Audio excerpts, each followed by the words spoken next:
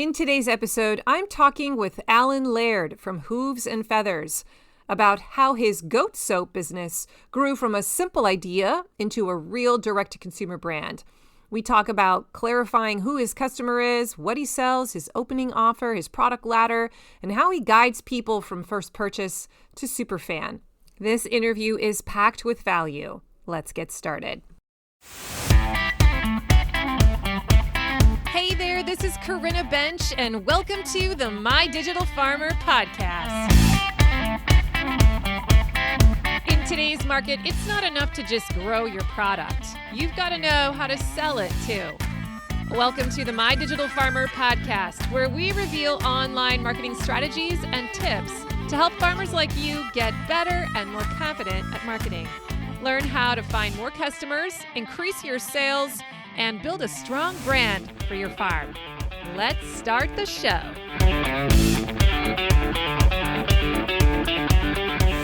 Well, welcome to episode 350 of the My Digital Farmer podcast. I am your host, Corinna Bench, one of the farmers at Shared Legacy Farms out in Elmore, Ohio. I'm also the founder of MyDigitalFarmer.com, which is all about trying to help other farmers get more confident in their marketing and sales strategies so that you can grow a profitable business.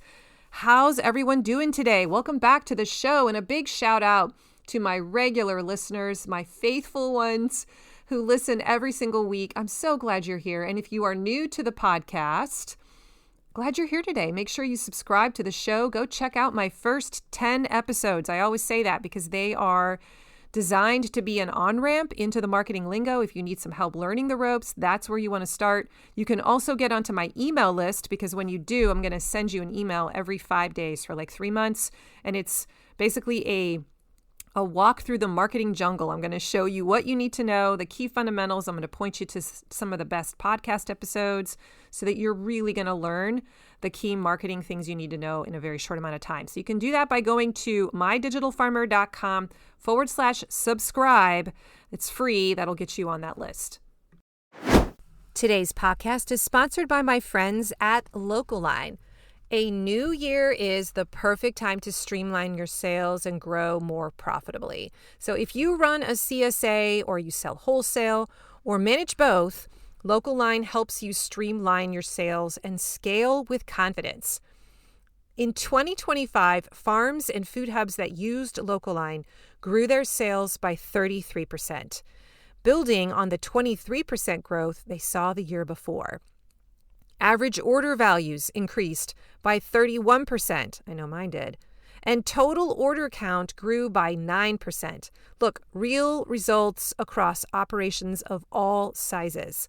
Localine brings everything together in one platform. They have CSA management, wholesale ordering, automated inventory, barcode scanning, a box builder, and POS so that you spend less time managing admin and more time growing your business. And switching couldn't be easier. There are no setup fees, my friends, no sales commissions, and their onboarding team will migrate your storefront for free, taking the workload off your plate, and that usually only takes a few days. As a podcast listener, you'll also get one premium feature for free for a full year when you use the code MDF2026 at checkout. So go to mydigitalfarmer.com/local-line and then enter that code MDF2026. Start 2026 organized, efficient, and ready to grow with Localine. And now back to the show. Well, I'm going to jump right into it today because I have an interview with one of my farm marketing school farmers. His name is Allan Laird. He lives in Idaho, and he is actually a retiree. I'm going to read his bio for you right now. He has an amazing story that I can't wait to share with you. He returned to his farm roots after retiring from a 46-year career in public safety. And together with his wife, Sue, they now tend to about 15 acres of land. They raise highland cattle, hogs, and poultry, and maintain sustainable pasture lands. Committed to sustainable farming, they now render fat byproducts from their hogs into lard, which they use to craft goat milk soap. And that's what we're going to be talking about primarily today in this episode, is this whole new product line and enterprise that is developed from the goat milk. So what began as a hobby for friends and family has now evolved into a promising business venture. We're going to talk through the whole process, the rise of this business from its small beginnings, the things he's learned along the way, the different pieces he's put into place in his sales funnel, and how they're all kind of working together. And this is a great episode to listen to no matter what stage of business you're in, because it's going to show you the customer value journey. You're going to see how he's addressing all the different pieces to move customers along to turn into regular buyers. And there's so many wonderful marketing lessons in here, classic marketing lessons in his case study. So I hope you listen with an open heart, take some notes, and let's dive now into my interview with Allan from hoovesandfeathers.com. Well, Allan, welcome to the show. I am very happy to be here. Yeah, I'm excited to finally get you on. You've been inside of farm marketing school for a while, and I've had my eye on you. And I knew one of these days I'm going to try to convince you to come on the show and share your story because it's such a great one. Why don't you start out by telling us the story behind Hooves and Feathers? I know that's a big generalized question, but just a little bit about who you are, where you're located. Why did you decide to start this business when you did in retirement? And yeah, just wherever you want to start. Well, hooves and feathers.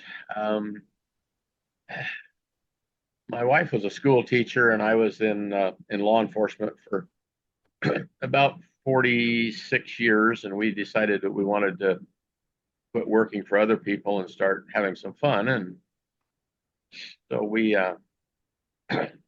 did that.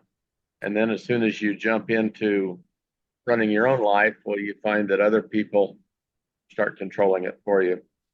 Mm. And you work harder than you did when you were working. So we ended up starting with a bunch of chickens because the neighbor's chicken laid eggs in our hay field or our hay stack. And my grandson said, "What about the eggs? Can we have them? I want them." And anyway, that turned into 100 head of chickens and eggs. And then my wife said, "We need meat." So we bought cows. And then she wanted Highland cows. And so we bred our Jersey cows to Highland bulls. We got some Highland Jersey crosses. And then she wanted real Highland cows. So we bought a whole herd of them. And then my friend said, "I have some hogs. Do you want hogs? And the price is right." So I bought hogs because I'm a sucker, I guess. It's how this seems to be working out. And then we butchered the hogs, and we needed to do something with all the fat. And you can only eat so many biscuits and so many pie crusts and still stay healthy. And I kind of like you have been working on being healthy and getting off the medicine and the prescriptions and just learning to change my diet and getting away from the doctors, the quack doctors. And so we started figuring out what we could do with the lard. And I had a daughter who had skin issues. And we started to research how to take care of them because the medicines that the doctors were giving her were not working. And started researching and found that goat milk is loaded with vitamin E, vitamin A, a lot of good omegas, and that there was a good chance of solving some of the skin problems that she had if we made goat milk soap. So we found some goat milk and mixed it in with our lard and coconut oil and olive oil and started using natural colors and scents to make good soap. It worked for her. She gave it to her friends. Her friends wanted more.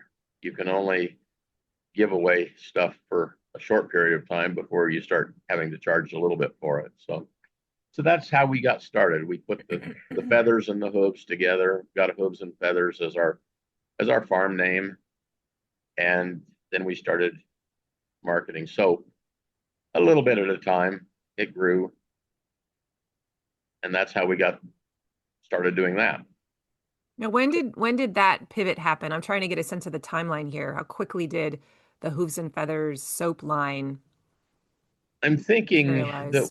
well, we started with the livestock for the first couple of years, and then once we started butchering hogs and having the lard, that's when we started looking into the soap business, and that was probably about 2 years ago. Okay. Is when it first started. Now, I really only know you within the context of the soap business. That's what you sort of talk about inside of farm marketing school. And I'm just curious Right. now, were you cultivating customers before that with your Highland cattle and your pork, or was it a totally different ball game? No, we really weren't. We were just Okay. supplying the friends and family with meat and eggs. Okay. Um, Eggs, I built a customer base when I was still working at the college, so I still have some, but eggs are not a high Right. They high don't make a volume lot. deal. Yeah, you don't Yeah. make a lot on that, and I don't. That's one of the things about being retired is you don't necessarily need to make a lot of money because you have Mhm.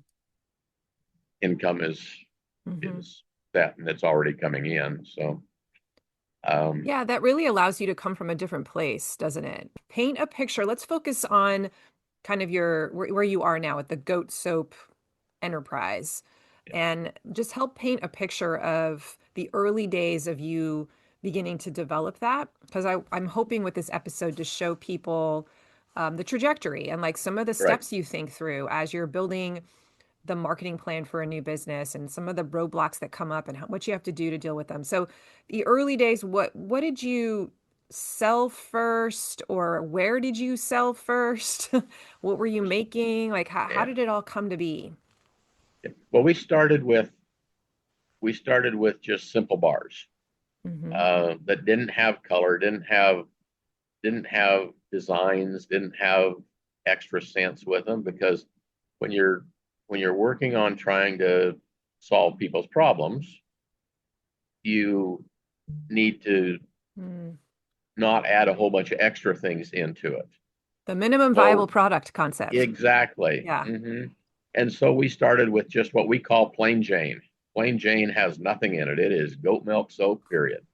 So we use the coconut oil for the antibacterial product, the animal fat because it works right into our skin. The olive oil is just a good carrier.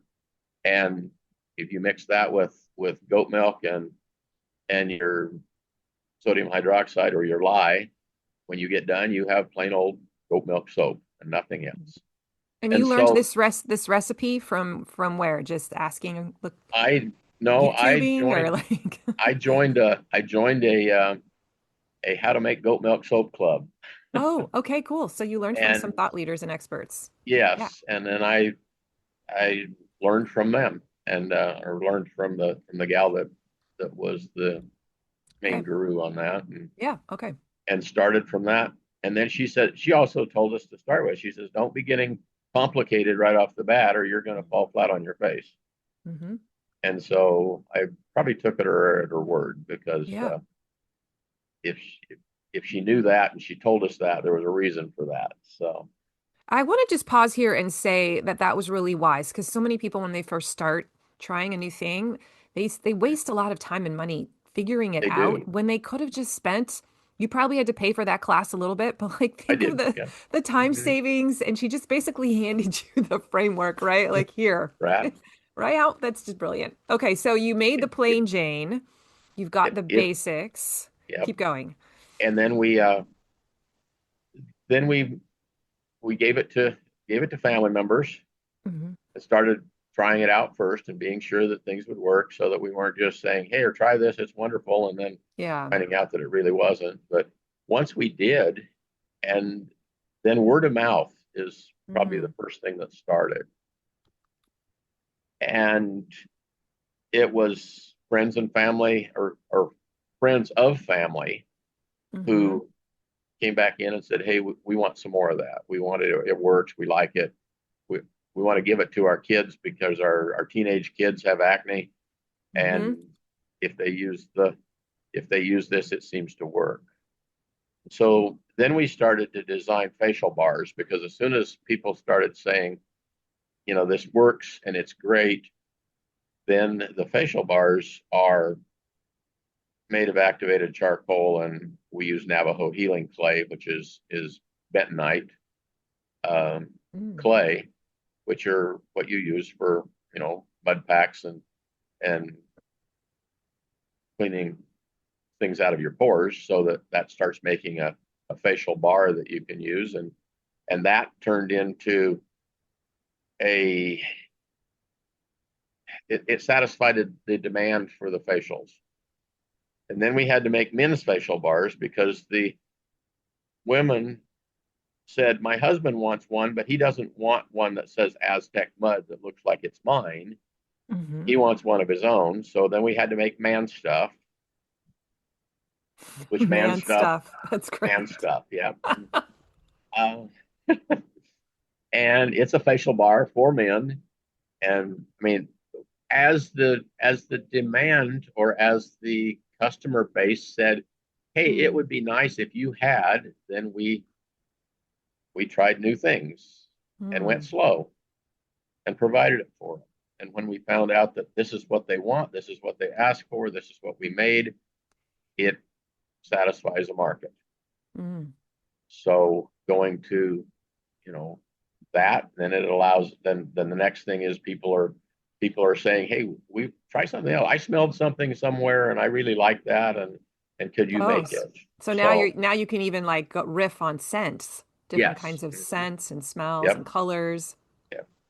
Because a lot of times men do not like floral, Hmm. oceany, um, Yeah. hibiscus type stuff, magnolias and things like the women do. But so we made, so we used one that's called a leather shop. It smells like saddles and bridles. Mm. We've got, some that are more like Old Spice, the old Yeah. brands of that. So, um, So your and then customers were driving the product development, really. exactly. And we listened to them. And I know Hmm.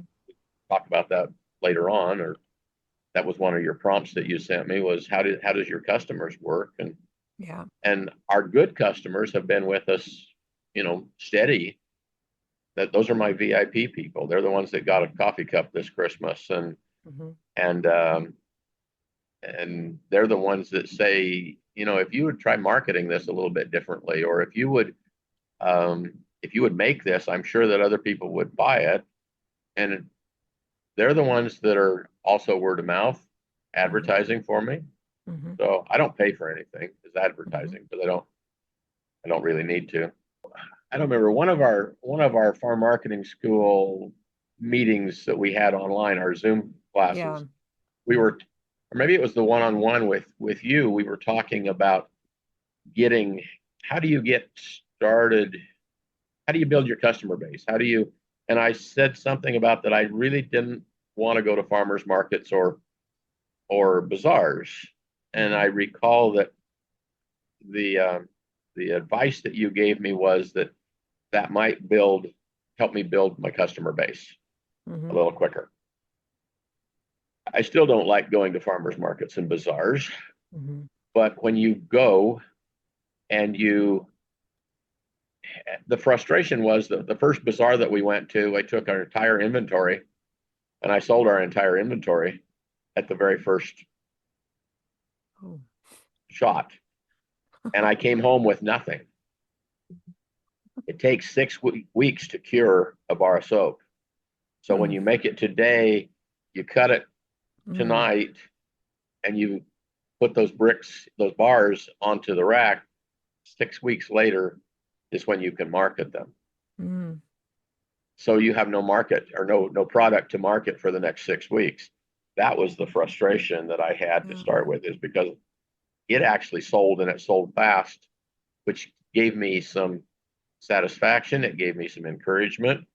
but it gave me some, okay, now I need to figure out how am I making soap Yeah. and how do I keep it on the rack, on the curing rack so that it will The inventory pipeline. Yeah, the in the, pipeline's always into the manufacturing pipeline.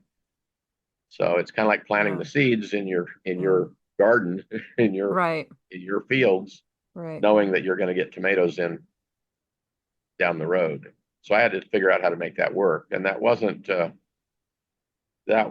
something that I knew how to do. Mm-hmm. I mean, I know when you breed a cow, you have 9 months until you have a calf, Mm-hmm. and then you have another 2 years before you have meat. It's the same process. It's just now It's we're just doing it in soap, and it's a 6 week turnaround. yeah. Well, and So that I that's a great example of bumping up against an edge as you're growing and yeah, scaling. You discover, oh, if I'm playing at this level, at this table, I need to have a workflow that looks more like this. And you just don't know that when you're first yeah, growing. no, And there will be another edge that you bump up against you bumped eventually right too, right? into, yeah. That's Well, part of the fun. I started. I mean, I've got a grandson right across that lives next to us, and I thought, okay, he needs to learn how to make soap.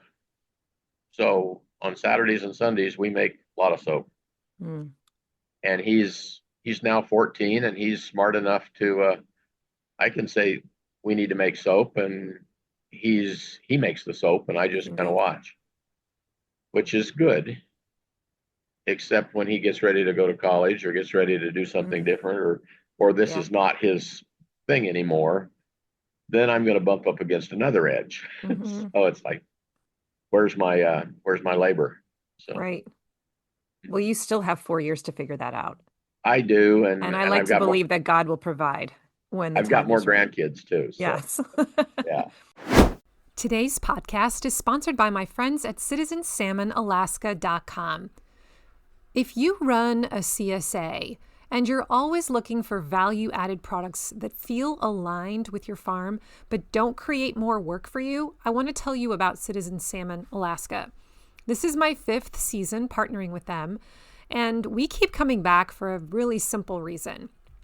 It works, and I genuinely love their product. Our CSA members love it too. The wild sockeye salmon is a standout, and the scallops disappear fast. And I just trust the people behind the business. Citizen Salmon is a small, family run seafood company working directly with independent fishermen out of Homer, Alaska. They offer wild sockeye salmon, halibut, black cod, shrimp, and even in house smoked seafood, which makes it an especially easy add on for CSA farms. Here's why this partnership is such a win for farms like mine. I get to expand my product suite without taking on fulfillment. I promote Citizen Salmon to my audience. My customers order directly from their website using a farm-specific code. Citizen Salmon ships the frozen fish straight to them, and I earn a commission without handling inventory, packing, or delivery. And the timing just works. Halibut in the spring, salmon as the summer approaches, and beautiful seafood offerings for the holidays. They're currently signing up new farm partners through April. So if you're curious whether this could be a fit for your CSA, head to citizensalmonalaska.com and reach out to Aaron to get the conversation started. That's citizensalmonalaska.com. Wild seafood done the right way, and a partnership I'm proud to recommend. And now, back to the show.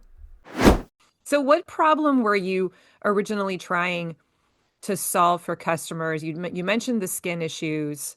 Was there anything else that you began to notice people were coming to this product for that maybe surprised you that you didn't realize was a thing? it did because the first thing, I mean, when when we started farm marketing school, and you introduced crap, what's his name? The guy that tells us how to write the book. Don Miller? Don Miller, yes, and he Yeah. talks about. Thank you. He Hmm. talks. I got 2 copies of it in the bookshelf, Building and a it's story brand. Yeah. yeah, Hmm. story brand, and we're talking about how to build your story brand, and it talks about what are your problems that you're solving for your customers, what do you want to do, and that was the first thing that I started with was the skin. but everybody doesn't have skin problems. Yeah. But everybody wants nice soap laying on their bathroom counter when their customers come. Mm. Everybody wants something that moisturizes their skin. Everybody wants things that they can use for gifts. Mm. When it's Valentine's Day, when it's Christmas. I mean, our biggest season so far in the last 2 years has been the pre-Christmas sale.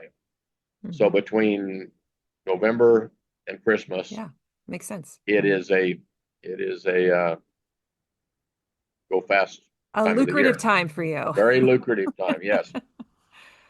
January goes back to our standbys. It's Mm-hmm. going to be the people that are just buying their one box a month, and Mm-hmm. and that's good. There also isn't any Christmas bazaars in January. Mm-hmm. There sometimes is a Valentine bazaars that we can go get up on, but I mean, right now is a little slow. Mm-hmm. Um, but we also talk in the farm marketing school about having seasons, Yep. and you suggest that we have at least four of them, and and I Marketing peaks. Yeah. Mm-hmm. yeah, mark the peaks that we're dealing with, and so that's where I came back with, after listening to your podcast on the 12 days of Christmas. Um, it goes back to, I need to go back to my library and see what we've got, what can we do, and how am I going to work that? Because even though I know that we're supposed to do it, I don't have time to do all that stuff. Yeah. Yeah. So I have to build my calendar, and then I have to build my to-do list. Mm-hmm. Right. And if I was suggesting to somebody that's listening, I would suggest building a to-do list and a calendar Mm-hmm. and having a library of things to go back to research when they run up against that wall, or they're saying, what do I do now, or this isn't working. Mm-hmm. The benefits of farm marketing school is you have your library to and I know I'm selling like a sales pitch, but I think I did it's not tell him to do this. no, she didn't, but Thank you. Thank you. one of the things that Karina, that you tell us is that you can do this for a month, you can do it for 2 months, you can back off, you can come back in. I've stayed, I, I've stayed there for the last couple of years because Yeah. it's a benefit, Yeah. and it's not something that it's an investment that I believe in. So Yeah. All right. So what you're kind of describing here is that you first became aware of like, I'm going to start this product because I'm solving this one problem. But then as you moved forward, you yes, uncovered that there were actually many other potential ways or problems that this can solve. product could solve, or desires, and it's not Right, always a problem. Sometimes it's just something people want. right, As you were describing the smelly soap and having something nice for people that come to the house, and you have a nice bar of soap there in the bathroom instead of just like Dial. um right. there's an elevated feeling Mhm. about goat soap, and it says something about you as a person if someone sees that you're buying goat soap. Oh, wow, Correct. right? And that's what people are going for. I don't know what you call that, but it's this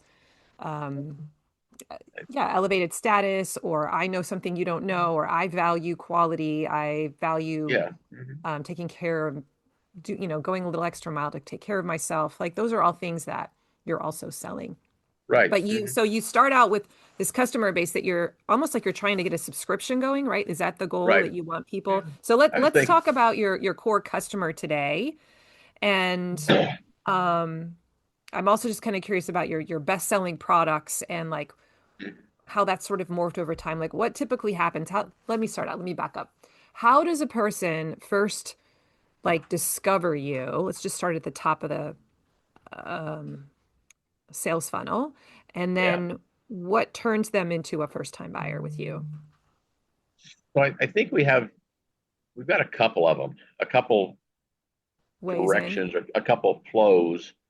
Um, the ones that start with the health issues, somebody always knows somebody that has eczema, or somebody knows somebody that has kids that have acne, or and when that happens, and and they're uh they're a person who has already tried it, already believes in the product, then it's a word of mouth, and it's like, you should try this. I've got some stuff that will work, and that is that's that customer base. Then they just drift in. Sometimes because we pass out business cards, every bar of soap has, or every order has a business card in it. And usually I throw in two with a website on it, so that somebody, it's like, I'm not giving you my card, but I've got an extra one here, so Brilliant. it will work. Um,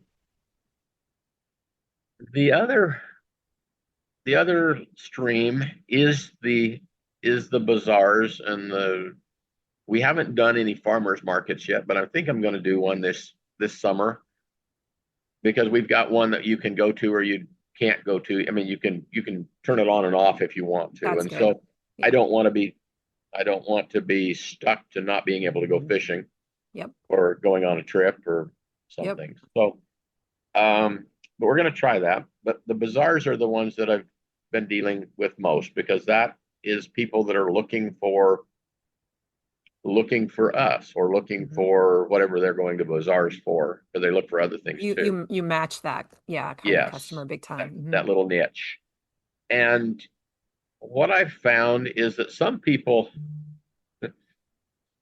go by, with their hands in their pockets, so that you're not at the auction buying something with your hand up in the air, but they go by and they look at what you got, and they think, well, I don't want any goat milk soap. And all you got to do as a salesman is say, smells are free, and they're alphabetical from A to Z. And they stop and they look at you, and then they go to A, because you gave them that direction, and that is apple pie. And if you smell apple pie, it smells like apple pie. And the next one you hand to them, if you can get it in their hand, you got a sale. And they'll buy at least one bar of soap. Interesting. You've noticed that if you can get them to touch a second bar. Yep. As they get them to touch it. So the first one's a smell, the second one is a touch. And once they have it in their hand, and then they say, I don't know that I like that as well. What's this one smell like? And then go through the whole list. And they will go down from A to Z until they pick what they want, which sometimes it's like, well, make up your mind and go. Yeah. But you can't do that. Yeah. And a lot of times people will come to me with the same question that you just asked as we're there, and they'll say, what is your best seller? Because they don't know overwhelmed what to do. And we have a jar of coffee grounds there. It's kind of like if you're tasting wine, you have to rinse your palate. Well, if you're smelling soap, you have to rinse your palate as well. So the coffee grounds will kind of clean out your nasal passages a little bit, so where you can start smelling again. So that's the value bomb in this episode right there. That's cool. Okay, cool. We have some deals. So when they start gathering up, so that this goes back to building your customer, because the one who comes to the bazaar came today, but I need them to come tomorrow and next week, and next month. I need to get their email addresses. I need to be able to send them emails. I need to tell them, hey, we're having a special. I need them to come back for that lifelong customer that I've got. Customer. Value that's there. And so we have them buying a bar today, and that's $5. I charge them $5. It costs me $1.30. I'm turning a profit. That's a big deal. But I want them to come back. And so if they gather up 6 bars of soap, we have a 6-bar box that actually lowers the price a little bit. And as they're sitting here thinking $5, $5, $5, that's $30, and I give them a deal that says, hey, it's only going to cost you 25 because this is the price that we sell 5 or 6 bars of soap at. Mm-hmm. Then that you should see the look in their eyes, the Mm-hmm. twinkle that says, hey, I just got a deal. Mm-hmm. And then we have a box down at the end, which is our starter box, which is what I sent you. Yeah, we're going to talk about And that that one. one is, I mean, that's a loss leader, but it's a starter box. It's like, I don't know what I want. Well, I've got something to let you try it out. And you Okay. call it the starter I box, right? call it a So starter it's box. pretty Yep. obvious. It's like, okay, just Yep. start here. And at You're the start of overwhelmed. our store with Local Line, the start of our store says, hey, don't know what you're doing? Here's a starter box. Yeah. Here's the steps. And if you Yeah. want a gift for somebody, here's a gift box. And if Yes. you want to buy 6 bars of soap because you don't want to buy them one at a time, here's the variety box. Mm-hmm. So Okay, well, let's talk about this starter box because I have it right here still. okay. Allan sent this to me a few months ago, actually, and it was a surprise. I didn't know what would be in it. And it's cute. I wish I could show the video. It's a little, what's the dimensions of this box? I don't even know. Um, Maybe like, 5 by 7, yeah, I was something just like gonna say that. it's like a five Yeah. by seven photo frame. It has your Hooves and Feathers logo, which is super cute, stamped on the outside, and that already elevates the experience. And then when I opened it up, I want to just explain what's in a starter box because it's not just soap, right? So do you want to Right. talk through, do you want me to talk through what I see or do you want to describe it? You talk through what it's you see, and then All right. I'll and if you got All a right. question about why, I'll jump Yeah. in. So yeah. So I open up the lid and inside, first of all, there's a little letter on the top. That's probably not for everyone, but it was a nice little thank you note or personal note. Do you give a note to everyone in the They box? they usually get one. Sometimes, Okay. oftentimes they're handwritten. Yeah. Well, that was sweet. So a nice personal touch. And then over on the left-hand side, there's the cedarwood swirl. So it's a bar of soap that it's not perfectly rectangular either. It's kind of got like a little, I don't know, what do you call that? The edge is, which I like. That makes it I feel call artisanal, right? I call them waves. Waves. It, So a it's wavy wave top. it's wave it's wavy. Yes. Yeah, and so that makes it feel, it's almost like a mountain, is what it reminds me of. So that just makes it feel special. Like this isn't just something that was cut in a factory, but it's hand cut or something. And then there's this beautiful wrapping around it that explains what it is, that it's handmade, small batch, and the smells that are coming out of the box when you open it are palpable. And you just want to like, I'm doing it right now. You just want to stick it up to your nose and just keep smelling it. Okay, so underneath that one was a second bar, and this one was spring flowers. I was going to ask you, do you put the same 2 bars, or do you switch Nope. them out? They get switched out. Yeah. Okay, so um, you decided what you thought I would like, I took a basically. wild guess. Okay. But if you were sending it to a man, you might have chosen some different ones, I perhaps. think. Maybe Yeah. not I don't spring remember. I flower. don't. I don't remember for sure what was in there, but I think Yeah, that cedarwood is a more of a that's male it smell. is smell of a male smell, yeah. Yeah. Um, okay, so underneath that you have these two bracelets. What are these called? They have a name. Like Wristbands. yeah, the wristbands, like the Live Strong ones, right? But it has your brand name on it. To the right, then there's a stack of items. The first item is a marshmallow lotion bar, which is in a little tin. Underneath that was a coupon code. Actually, I'm not sure. This might have been somewhere else, but that's where it is now.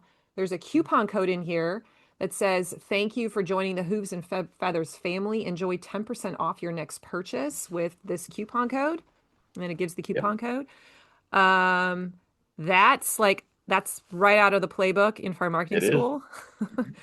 You want to talk about why that's important in case people haven't picked that up?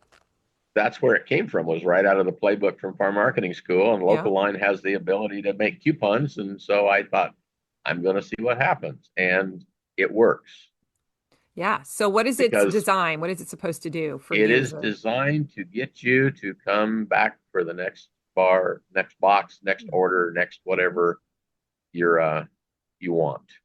right? So we And have to incentivize that behavior yep, sometimes to turn to them into a get people ritual buyer. to start that habit Yeah. because it is a habit because they can go buy another bar of soap at the grocery store and it'll be Dial or Dove or something Hmm. else. I Hmm. want them to come back to our soap. Yeah.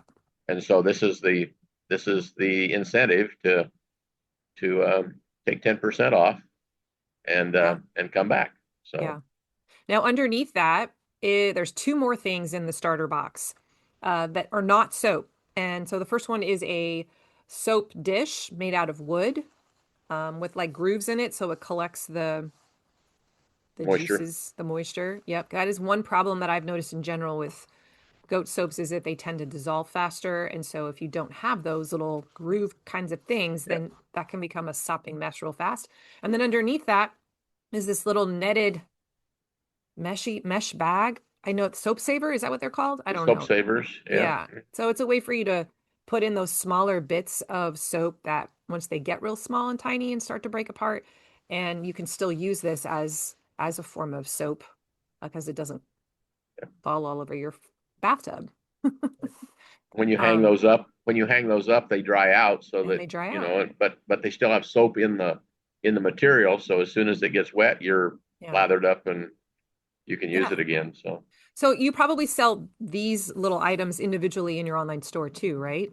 we do. But Yep, in the they're starter separate. box, they're all in there. It's sort of In like everything you need to Yep, get started and have a good experience is with the included. soap. Right. Because if you just start with the soap, you're going to run into that problem of it's dissolving on me, right? And so Yep, you're already mitigating that problem by giving them these right. So items. we gave them something to stop it with. Yeah. Yeah. Okay, I'm excited because now I can actually use this because I've been waiting to I do this episode. I was going to tell you you need to be using that stuff, and so I you'll know am. what I'm it's so like. excited now. I'm like, it's been Yeah. 2 months. Like, I got to get him on the show before I can use this. Um, Or you could just call me and say I need some more I soap. need another one. I'm going to order one. Yeah. Yeah. Um, Yeah, you have so a 10% coupon. I do. I could come back. I've actually been thinking about if this is something I could offer to my CSA members in my own store. So I'm just sort of thinking. Um, you could become a wholesaler for me. All I have a right. wholesale, so I have a wholesale price list and a wholesale Do you customer base. really? I Oh, do. we're going to Yeah, talk. This is yeah. good. So I have some other stores that are putting soap in their stores. So Oh, yeah, nice. Well, I did have a not question about the so the amount of soap that a person typically gets from you on their first visit. hmm Like what do you want it to be? Because there's a part of me that would be worried if they get 10 bars of soap, they're not coming back for a long time. How do I establish that Yeah, ritual?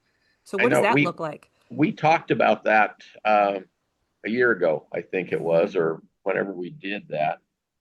And you asked me how many bars of soap does a person go through, and that I should survey my customer base to see how often they use it.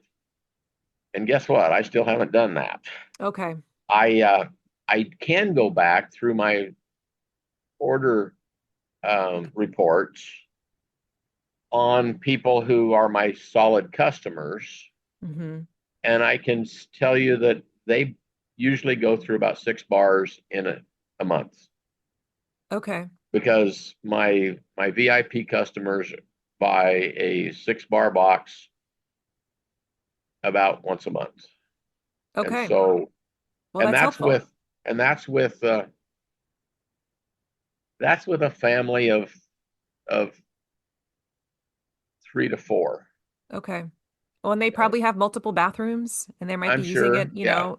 in the mudroom and in the wherever, Yeah. right? hmm Okay. And as it gets low, then they say, well, we need to order some more, Yeah. and so I get an order, and it has little comments down in the comment section that says, we're getting running a little low, so we need some. So I've kind of looked at it. I haven't done the interview questions yet, and I I probably don't need know if to. you need to now. I mean, if you can look at the data and see that, Yeah. that's probably all you need, but it does help you see what is and I can't build that on the people who buy it at the, Yeah, at the public at the settings, public because setting.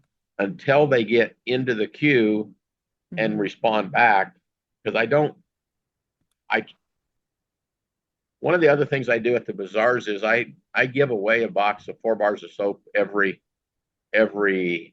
eventful day. So like we're gonna have one on Valentine's Day, we had one on Christmas Eve, we had one on Thanksgiving, and in exchange for that, you can throw your little tag into the. Mm. It's Yes. a little. If you want to get on our mailing list, Yep. and I tell them you're going to be on our mailing list Hmm. in exchange And for your email address, in exchange for a chance to get enter to win. Yeah. enter to win. Hmm. And I think I've got almost 700 and some people on Wow. our mailing list through Kit. So And that's how you grow. I was going to ask, how are you growing your list? Is it that's predominantly typically this way. and then word of I mouth, grow it people this way. just, Some yeah. people, I've got a, I've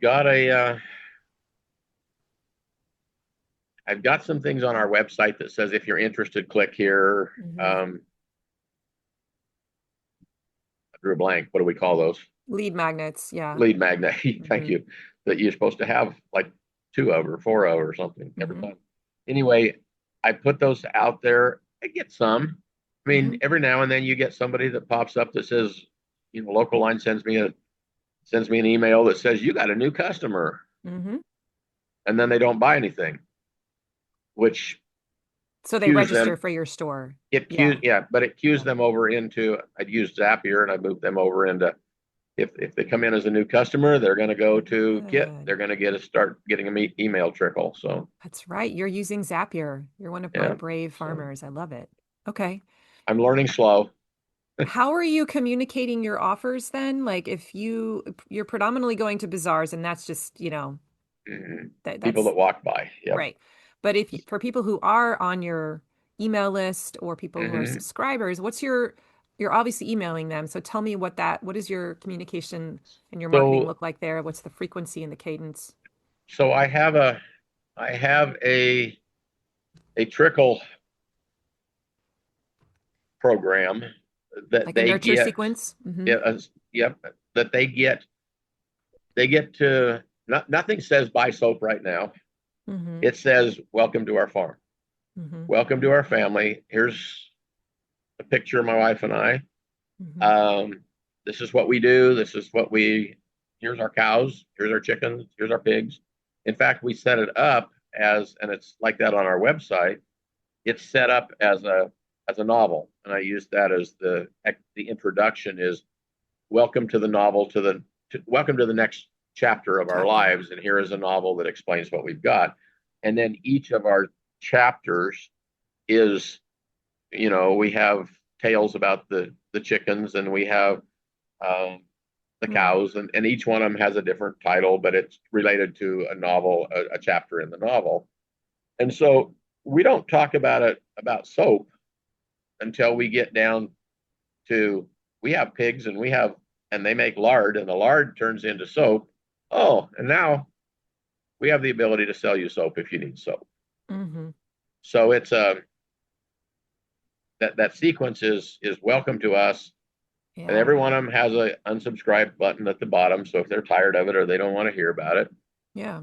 and I tell them up front that I'm not going to give them a daily or a weekly pitch. So some people can, and I know that's part of our marketing is that they need to get Mm-hmm. a, a regular one, but we give them a regular, but it's not as often Mm-hmm. as I mean, I get some that are like every day I get I Yeah. signed up for another person who sells soap in another state over, and I get a you should buy soap every day email. And I know what I do with those. I Mm-hmm. don't look at them. Mm-hmm. So I don't want them to be an everyday thing.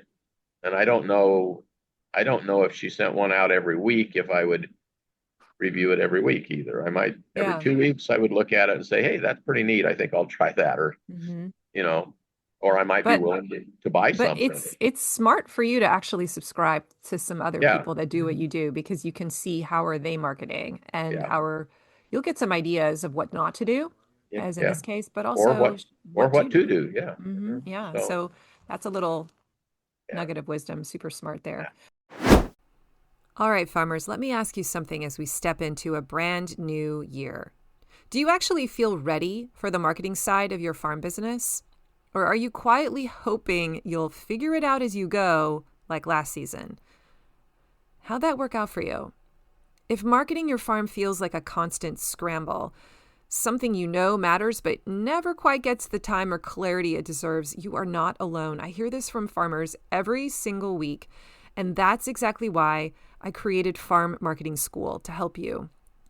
Farm Marketing School is my monthly membership designed to help farmers build a simple, repeatable marketing system that actually fits into your real farm life.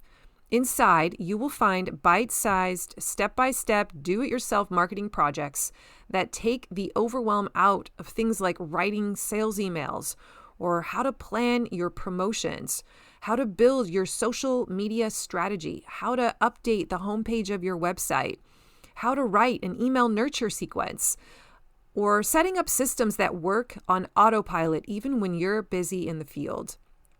Each month, you choose what to focus on, and I walk you through exactly how to do it with my on-demand video trainings and my bonus resources. And you're not alone doing this. Each month, we meet live on Zoom where you can ask questions, get group coaching, and hear what's working for other farmers. It's like having a farm marketing mentor and a room full of peers in your corner.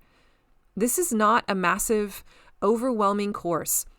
The projects are designed to be completed in under 30 days so that you're making real progress without marketing taking over your life.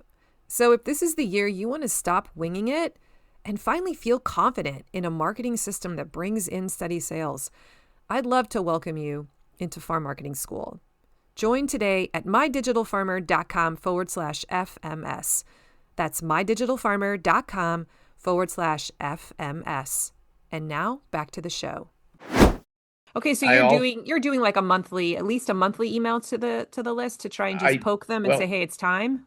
yeah, and then I do broadcasts. So if Okay. I'm going to be at a bazaar for all the local people, because Oh, I got yeah. people scattered all over the United States. I Yeah. mean, I ship soap to Florida and California, and I've got some in Alaska, and I've got Wow. customers moving. But but if they live in Alaska, they're not going to come to the bazaar over in Homedale, which is the Yeah. next town over. So I preface the broadcast that goes out and says, if you're local and Yeah. you're wanting to come get a, see what new things we have, and we're going to be there on this weekend or this day or whatever. Mhm. I also send out broadcasts for the winners of Right. the raffle box, Hmm. which always somebody wins the raffle box, and then five more people say, "Oh crap, I need to order soap." Yes, it So becomes an excuse, right? it's a reminder, it's an excuse. It's like I didn't win, but I need to order.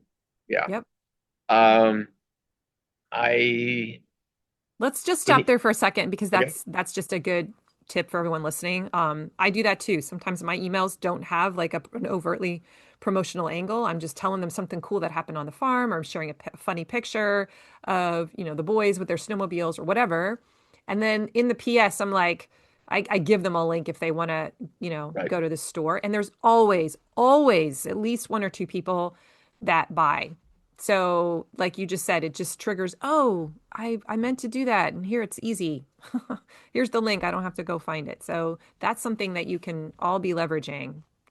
There's value in sometimes just sharing an email that is just connecting, but it's going to cause some people to buy.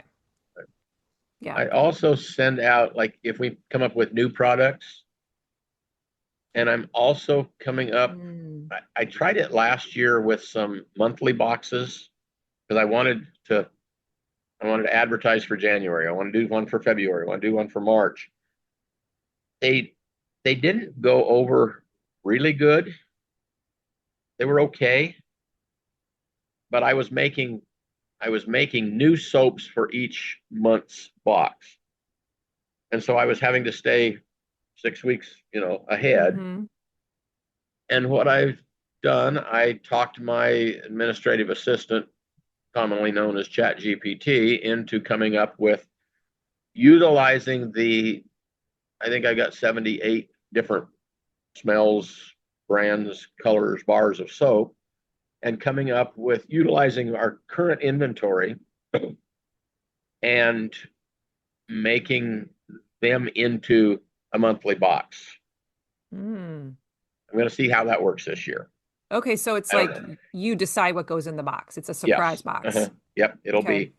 Um, and then, and that way, I mean, they're going to know that it's going to have these four bars of soap in it. And if they haven't tried it before, maybe it'll give them an option to, say, hey, I haven't tried that one. Maybe Yeah. it smells good, or, I wonder if you it's could do like a smaller sized like thing, little ones. little mini ones that are positioned as bonus gifts in boxes that hit a certain average order value, just to expose them to a scent To a that they different haven't one. tried yet.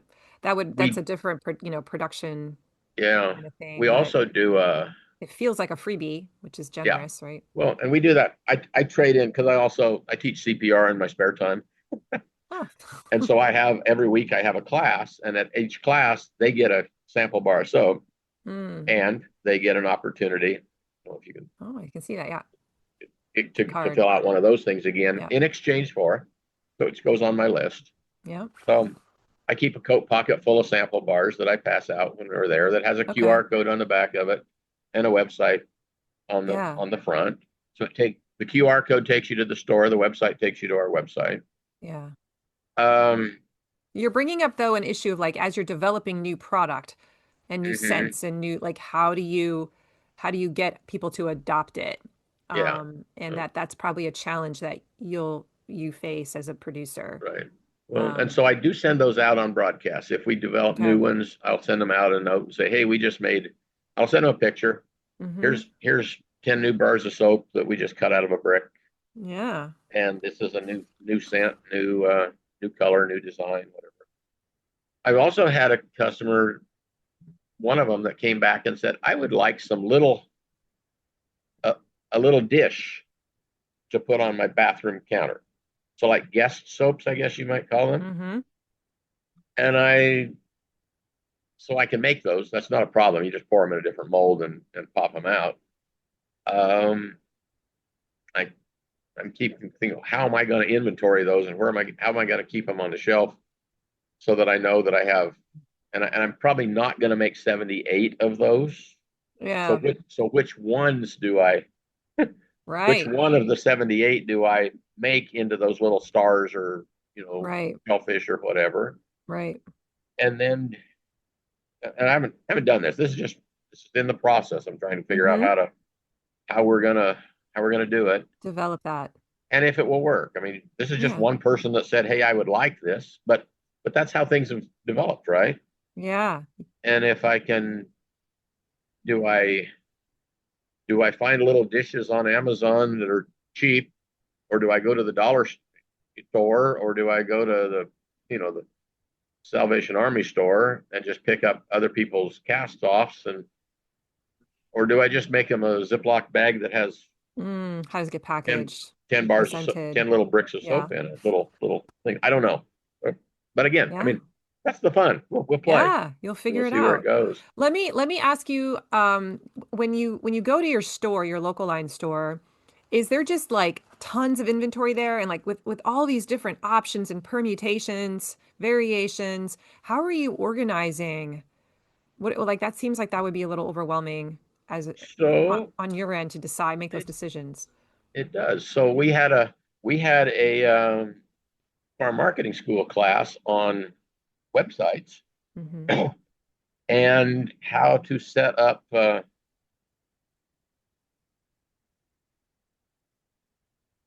drew a blank. What do we call them? The homepage or the online store part? In The the it was in the categories? store. It was in the store because we looked at it. Yeah. How to set Groups. up the What were they? categories. Hmm. Thank you. Categories. Yeah, it was a groups. So you can look at you can look at the gifts. You can look at women's scents. You can look at men's scents. You can look at facial Mm. bars. You can look at um, lotions, the lotion bars, and we put them. You can, and then if you don't like flowers, well then why don't you go to the wood scents? Because I've got a Mm. category of wood scent, I've got a category of flower scent, I got a category of food scents, Mm. spices, so that and you can go to the bottom and look through all of them if you want to. Yes. Yeah.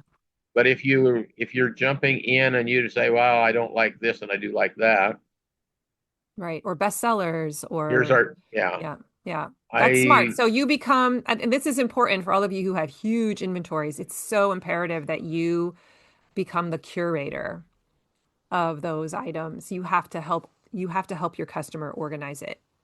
Um, and you'll see greater sales as a result because people, they need to find the product. And if it's hard to find because it's just all randomly just jumbled in there, with no sense of order, that's more difficult for their brain to waddle through. Yeah.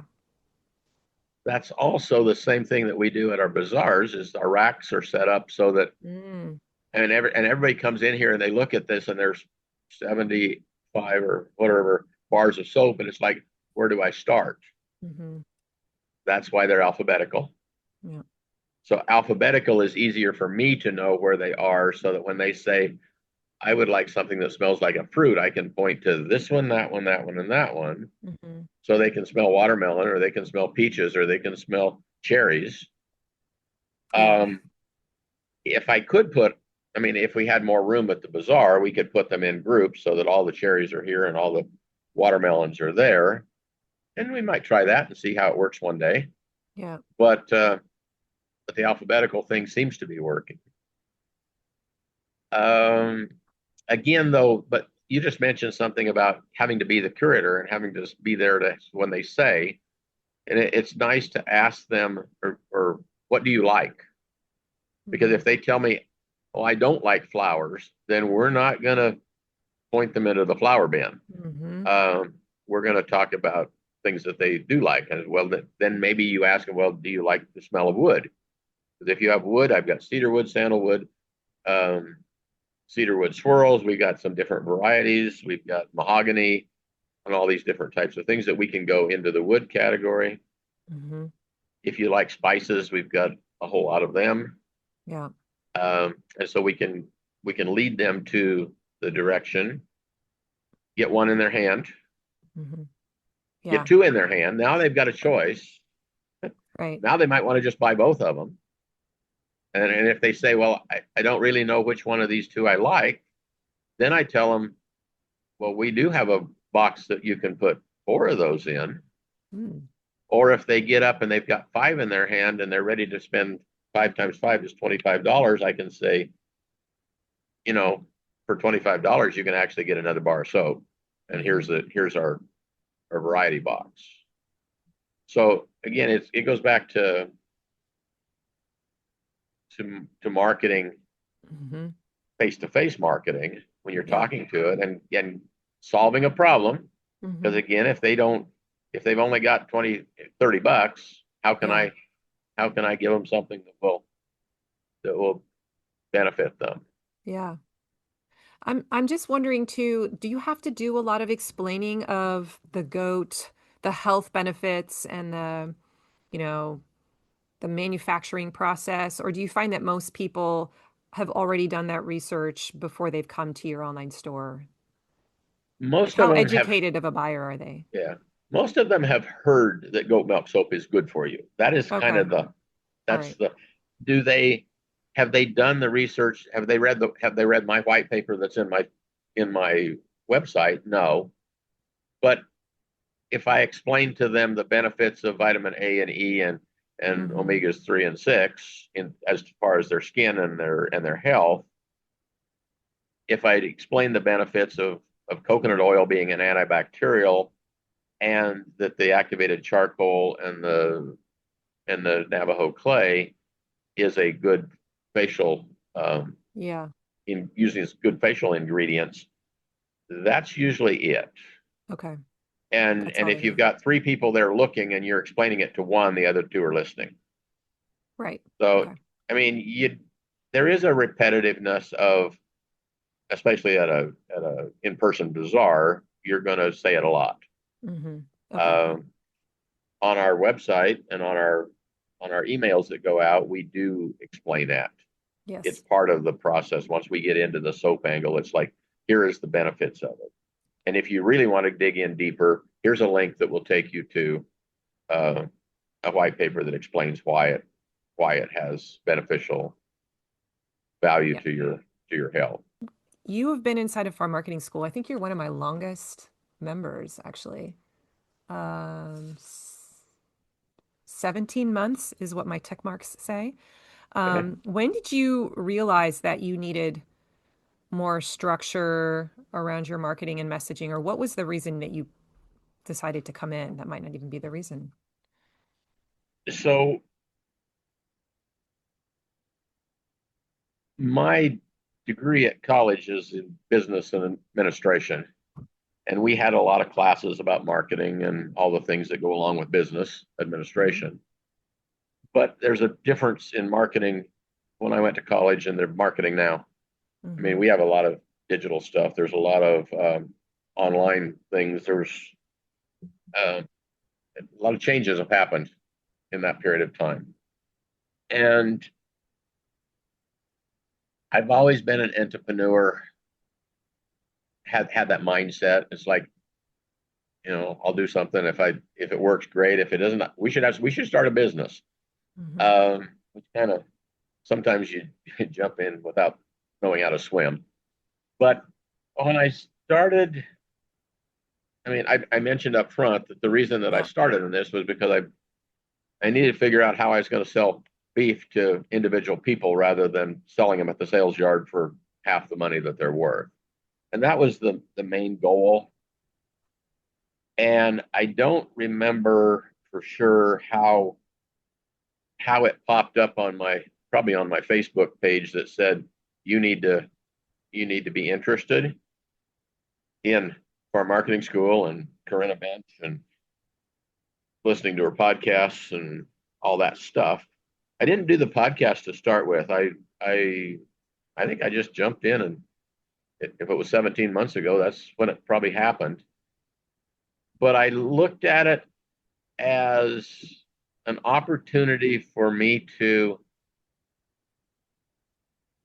add to the things that I already knew Hmm. and then fulfill the gaps of the things that I didn't. Hmm. And about the first, it was a cheap investment. Hmm. Um, I paid a lot more money than that to go to college. Hmm. And even if I pay you every month until I'm no longer here, it's still going to be less than I paid to go to college. So, but it gave me that library, Yeah. the ability to go back and look and say, okay, here's that 30-day project. And am I doing it? Am I doing it right? What do I need to do to fix it? What is, as we wrap up here, why don't you talk to my audience about what is one lesson or two lessons from your journey that you think other small producers need to hear? You can repeat yourself if you've already said it, or maybe it's just something you haven't had a chance to communicate yet. Yeah. Well, I think I've said it, but I think it's important to have a library of resources that you can go to when you have a question, when you have the feel a need and don't know for sure where to go. I think it's important to, I know you said one lesson, but I got two. Yeah, go Um, for it. don't give up, you know, um, and know that we don't have time to do everything, but you need to prioritize what you are doing so that you can be in charge of marketing your product. Because I think you need to be in charge of your product and your business. If you just wait for people to come to your door, they're probably going to go somewhere else. Yeah. You'll be waiting a long time. Yeah. Well, we could go on and on. We didn't even get to your website. Your website is so beautiful. It has come a long way. I love it so much. And where can people go to learn more about Hooves and Feathers if they want to study So what you're doing? you just got to take the spaces out from between the words and just type in hoovesandfeathers.com, and it will take you right straight to our website. So, Yeah. You want to see a beautiful store, go check it out. If you want to purchase his soaps, check it out. Apparently, he's also willing to wholesale to you. So you might get some yep, business. Watch out from this yeah, podcast. you're right. Thank It's you. a business. So, Thank you so, so much for taking all this time this morning to hang out with me and share your story. I really, really appreciate you so well, much. thank you for everything that you've done and having the library to go look at. So I appreciate you. Thank you.